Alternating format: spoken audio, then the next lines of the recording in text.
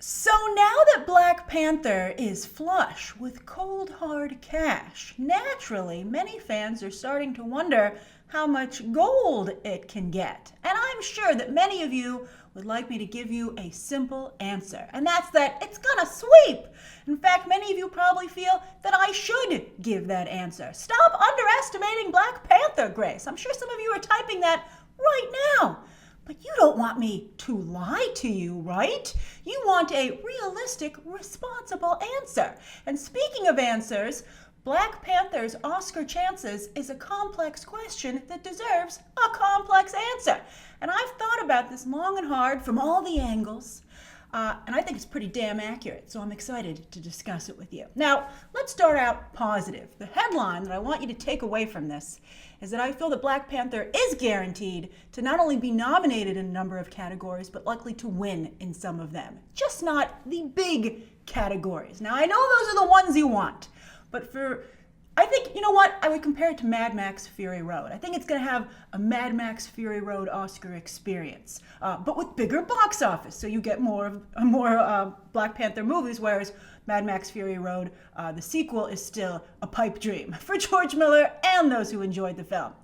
But anyway, I don't think that's not like Black Panther doesn't have a chance for the big categories, but it's slim, and we're gonna talk about that. But first off, what are the slam dunk categories? And I mean it, slam dunk. Obviously, original score by Ludwig Göransson, definitely going to be nominated, could very well likely win. And then I think it's going to have at least one nomination in Best Original Song from the Kendrick Lamar produced album. So good. I would say that All the Stars and Pray For Me are the frontrunners, the two most popular tracks on the album, and they're very Academy friendly. Plus one is from The Weeknd, and if he can get a song nominated from 50 Shades, then I think he can handle a celebrated historic blockbuster, right? I also really liked Oops from the second trailer, but I think that's a bit too forward thinking for the old school Academy. Keep in mind that you're not voting for the Oscars, the Academy is. And the demographic of the votership ain't changing fast enough, as we've been seeing from the most recent telecasts. Now, also, while animation usually dominates the Best Original Song category, I mean, think about it. The Academy is so traditional. Even The Greatest Showman from Pasek and Paul couldn't unseat Pixar for the win this year. But there are no awards-friendly animated musicals in 2018, giving Black Panther an even better shot at this specific Oscar gold. Now next, Black Panther will be very tough to beat in production design, costume design, and makeup and hairstyling. Why? Well, quite frankly, it's as if these women are destined to win for Black Panther, as if their whole careers have been leading up to this. And that's definitely going to be the spin when they campaign for the Oscars. Hannah Beachler has been the production designer on Moonlight and Beyonce's Lemonade. Ruth E. Carter, already nominated twice for Amistad and Malcolm X. And then Camille Friend, who mostly did I'm not quite sure, I can't find out who would be the head makeup artist, but she was the head hairstylist on the film. And she's already doing plenty of interviews, I'm sure you've seen them, about the importance of going with natural black hair for all on-camera talent, which is something that's unusual in Hollywood. She even said that some of the actors were nervous about doing it, but then of course, I think everybody was happy with the results. And all these women incorporated strong African influences into their work, as did composer Göransson, by the way, which is going to help him significantly, even though he is one of the few white people who worked behind the scenes on the movie. But during the Oscar campaign for this film, when they talk to Academy voters, there are luncheons, there are screenings with Q&As afterwards. They are going to play that up big time, just like they did, a celebration of African culture at the premiere for the film. And Academy voters are going to eat that stuff up. I saw a couple of blind Oscar ballots talking about how Get Out played up racism in America, that's what the film was about. And a number of the white Academy older voters didn't particularly like having being accused of that, basically, in a roundabout manner through Get Out. And that might have hurt the film, again, with some of those bigger categories. It did end up taking home a historic win for Jordan Peele for Best Original Screenplay. But still, this is a celebration of African culture where everyone can feel good about it. No one has to feel guilty. And so again, that's going to really help it out in these categories. And this is very interesting because ironically, Wonder Woman could not play up female history and cultural references in an effort to make sure the film had widespread appeal. And it worked. Wonder Woman was no female-centric Ghostbusters or even Annihilation thriving at the box office. But I think the sacrifice there is, this angle for awards season, right? But part of Black Panther's appeal, in fact, a huge part, is again celebrating African culture and history, and that will help them significantly, just as much as it hurt Wonder Woman, in campaigning and potentially winning in these categories. I think the odds of it winning in these categories that I just went over is extremely strong. But what about those big categories, right? Where blockbusters have found it almost impossible to break in, the categories that you want. Well, let's start where Black Panther and Wonder Woman are similar. And that's that before awards season, the stars of both movies will had and will have appear in team movies, which does not help. I mean, if the Academy was voting right now, Black Panther's chances in the big categories would be much better. But Academy voters will have last seen or heard, let's not pretend Academy voters willingly go and see comic book movies, right?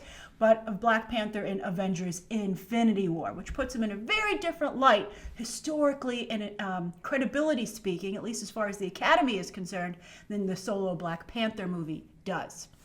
Next, just like Lady Bird allowed the Academy to celebrate creative women without having to applaud a comic book movie, that's very likely going to happen to Black Panther as well. These far more awards-friendly, quote-unquote, black films are still to come in 2018. The Hate U Give, based on the celebrated and successful novel, stars Amandla Stenberg, she recently revealed and came out as a member of the LGBT community, who, by the way, last made headlines for Hunger Games, where fans were upset that a black actress had been cast as Rue. What a story to tell on the Oscar campaign trail. Then, Moonlight's Barry Jenkins is back with If Beale Street Could Talk, and Megan Ellison is producing. She is formidable in the awards season, particularly with Oscars. Look at how many nominations she got for Phantom Thread, a crap movie. And while some of you I know enjoyed that film, nobody else really nominated it, right? Only the Oscars celebrated that movie. So Megan Ellison's got connections. And then, you know who else is back? Jordan Peele is back, producing a new Spike Lee joint. Who wouldn't love to celebrate the return of Spike Lee? It's a movie called Black Klansman, and it's also produced by Jason Blum, who produced Peele's Get Out, and also the Oscar, talk about a movie that did very well at the Oscars, Whiplash. And who does it star? None other than Denzel Washington's son. Sure, he's coming off of Ballers, but he can just talk about the lack of great roles for black actors, with all due respect to those of you who enjoy Ballers. And the Academy, I think, would be won over, particularly if the film is really, really good. And it also co-stars Adam Driver, who before he became Kylo Ren was something of a critics and media darling himself, and still is to some degree. He's kept up that street cred by making a lot of indie films that really nobody has seen. But the people who need to see them saw them for awards season. So what is it about? Well, Black Klansman is about a black detective. It's a true story, and it's harder to believe once you hear what it's about, who infiltrated the Ku Klux Klan as a black man openly and managed to talk himself into becoming the head of one of their chapters. Wow! Focus Features is releasing, and they have a very experienced, slick Oscar campaign team. That's got awards bait written all over it, and it's exactly the kind of movie that the Academy loves to celebrate, right? I mean, they didn't give it the Oscar for Best Picture to Get Out. They gave it to The Shape of Water, which has a lot of elements. That's a little bit progressive itself, but the kind of progressive that the Academy can handle. So they'll feel, hey, we can still celebrate black talent with these other more serious films while still celebrating Black Panther with these secondary wins. And also, Black Panther made over $1 billion at the box office. So there's that. It's good. I mean, that's going to, as with every blockbuster, hurts these films when it comes to award season because, most of the people who vote for the Academy Awards were never in blockbusters or made blockbusters. And so, particularly because they come from a different era in Hollywood. So they hate the movies, they don't relate to them, and they feel that people who made movies like they did and that they like should be rewarded in some way. And if it ain't going to be financially, it should be critically and with awards. So that's really how the system works.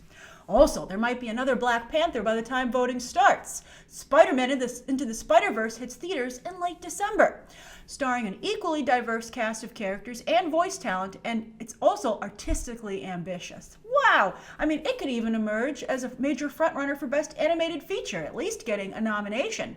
So that would give the feeling that we've already moved on to the next exciting step after Black Panther, to another depiction of black culture in top-notch mainstream entertainment that is another superhero movie to boot. But if Black Panther were to be nominated in a big category, I feel that its best shot would be Best Supporting Actor for Micheal B Jordan. He's already on the Academy's radar thanks to the first Creed, where he wasn't personally nominated, but the movie did get a lot of nominations, and he and Ryan Coogler, did the rounds, voter-wise. And also Creed 2 will be out by then, amplifying focus on his work. The Academy will be much more friendly to that film. Plus, over the summer, a number of voters will have probably seen him in HBO's Fahrenheit 451. Fingers crossed, it's good. But it's from writer-director Ramin Bahrani, who's done really small films up until this point, so it's kind of a big deal, a stepping stone for him as well. But he's a very awards group friendly filmmaker. They really will spark to him and what he's selling. And remember how much True Detective helped Matthew McConaughey with his win. Killmonger is the boldest role in the film, particularly with his final line in the film, which is very powerful, striking a chord with many viewers. It features a strong reference to not just history, but the injustice done to Africans that has spilled out all over the world. So I think this puts Micheal B Jordan in Depp, who was nominated but didn't win for Jack Sparrow, and Ledger, who won, of course, posthumously, tragically, for his The Joker, territory. Puts him in that league.